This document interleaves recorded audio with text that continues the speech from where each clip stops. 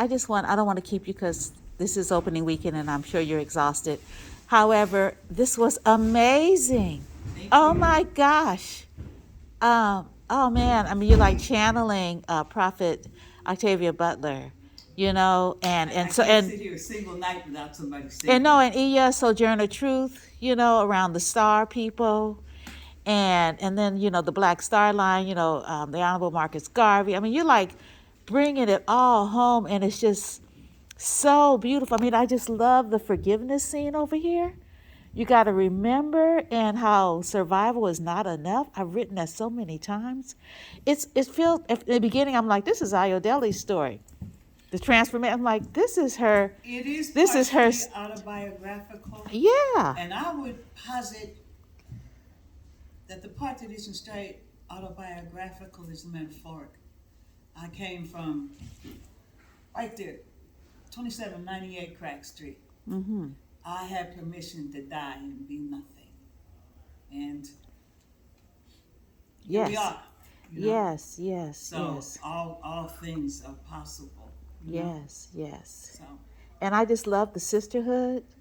Both in person and on the screen. And your soundtrack was amazing, and the lighting, and these dancing scribes and prophetess is just like, whoa. the music is original, Xavier Clay. Uh-huh. The vocalist is Takia Franklin. The lyrics are mine. You wrote really? They're your lyrics? Yeah. Well, you're a poet, so okay, yeah. And I just love the mud cloth. And Pam Prentice, the set design. Another sister. yeah, Stephanie Johnson, the lights. got another it. sister. Yes. So there are many here. We do appreciate, Yeah, with your grandson. Yeah, my grandson, our stage manager, Mm-hmm. and there are a couple more.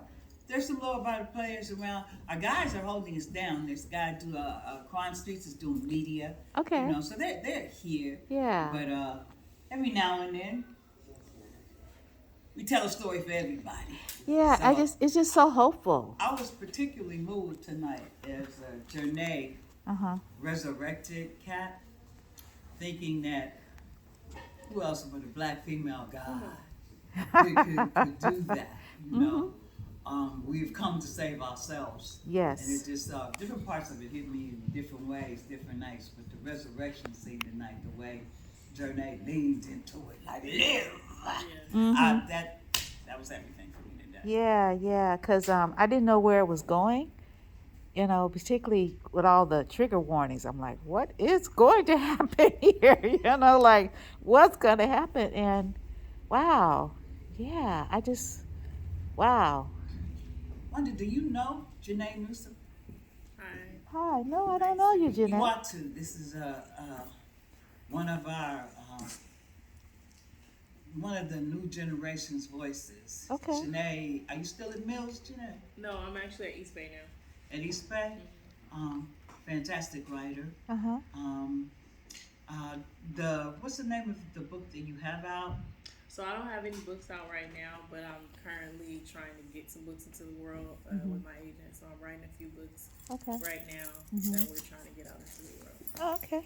All right, cool, so people can see your face. All right. Thank you. So I thought since she wanted to ask some questions too, Yeah. we could let Jeunee in and it could Yeah. just all be a part of it. Oh, totally. Yeah. So I wanted to ask, as you were talking about that resurrection scene, how much, I know that all of this is written by you and directed by you as well, how much of that, I have two questions. The first question is, how much of that is you and how much of that is the actor going into the scene to be all of that?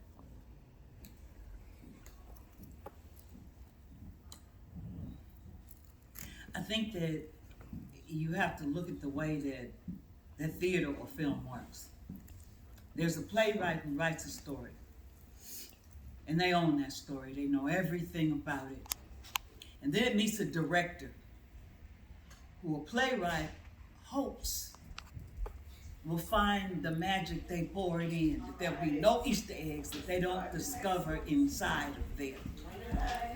Then you get cast. And my approach is that I'm a very didactic director. I talk a lot. I talk a lot about the work of other people that I direct, and I talk a lot about my own work. So I tell them that for a couple of weeks, this is our story to learn, because in the end, we are servants to the story. And then that door closes and I become rather prescriptive. There are things that I am looking for, but I only work with extremely talented people. So there are always things that people will bring me and I go, oh, I didn't think about that. Yeah, that's in it now, yes. So there is a lot of them in this.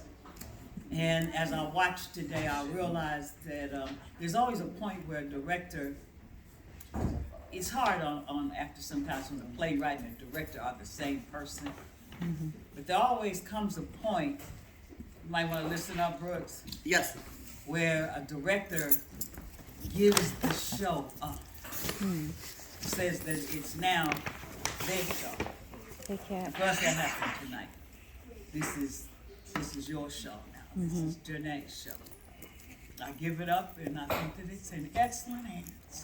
And it is. Yes. The last question I wanted to ask real quick is,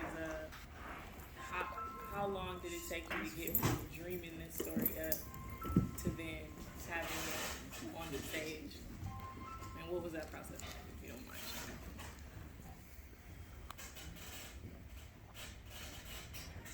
sharing? This line has been, that first line in the play, I bet the fuck they listening now, has been running around in my head ever since I escaped public housing. And you asked me a funny question. You asked me, do I know who I am? And I gave you an honest answer. Sometimes. That's a long way to travel. And although I'm a great age, that's a long way to travel. And every now and then I get whiplash, you know? I did not realize that I had been carrying those lines in my head for about 20 years. And when they were spoke last year for the first time here, I began to free myself from that trauma. I didn't realize how bad they had hurt me. I didn't realize how much it cost to fight just to have dreams. Mm-hmm. And so I think of art as being cathartic, and hearing those lines in 2024 for the first time began the process of setting me free from that story. So maybe I will spend more days knowing who I am and acknowledging how far it is from there to here. I see a lot of spirituality in this. I see a lot of, they're talking about, it went deep. They're talking about the ancestors. They're talking about the slave, and they're also talking about how they want to keep the minorities on a certain level. Like, they want to keep you there, but it's like coming out of, they want you yourself want to come out and be the freedom, but you don't know how to. And when you do a step front, they give you 2-3 steps backwards. But it's more spirituality and your ancestors. That's what come out of that. I think that there is somewhere right now a granny praying. And we all sit right where we are on the behest of grandmother's prayers. Oh yeah. So I'm happy to be a praying granny. You know? Oh yeah. So keep the world spinning. Yeah. And too bad, I don't know how you'll publicize it, but too bad, I mean, a show like this. Well, now you're going to go over and tell That's for the restaurant now. That's you're right. Oh, she does give me this for the That's for the restaurant. restaurant. Are we allowed to ask Kat a question? Yeah, sure. Oh my God! First of all, I just want you to know, like, you probably recognize my face. I was when y'all did what was it called? I forget. I'm blanking on. Pac and Biggie? No. It was like a collective that y'all put together that y'all still have of black women. I forget what it's called, but we were all together. Jeunee from You know. Jenga's house. Jenga's Yes, house. Jenga's You house. do know Jeunee. First of Yes. all, I just want you to know, even before Jenkins House, you was running for something. I voted for you and everything. Thank okay? you. I follow you on social media. I think you're magnetic. Listen, you had me in tears. I just want to know real quick if you wouldn't mind sharing, like, I could tell that acting for you is like really deep, and like, I'm just curious where you have to go to produce like that incredible art that we see or that we saw tonight. I have to get out of the way.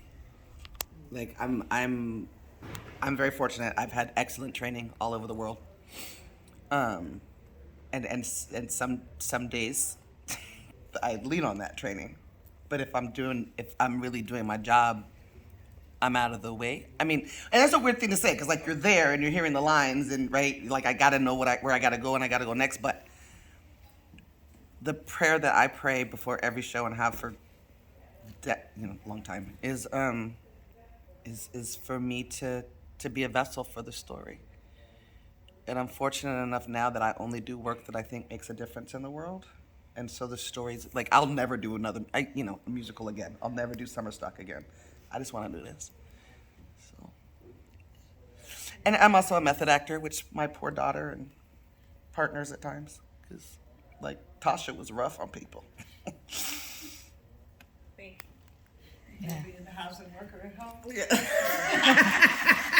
They gonna put you out. Listen, Chris is like, You got 4 more weeks. We need people. Can't you give your kids some extra credit if they come over here and see this show? I'm serious. No, I really could. I was just trying to be like single. I'm a single mom, so I was really trying to be free today because I got that what they call that I'm overstimulated. So I was like, I need to be free from them kids today. Yes. But I'm gonna bring them back, and I'm literally gonna tell everybody to come back because like my life has changed.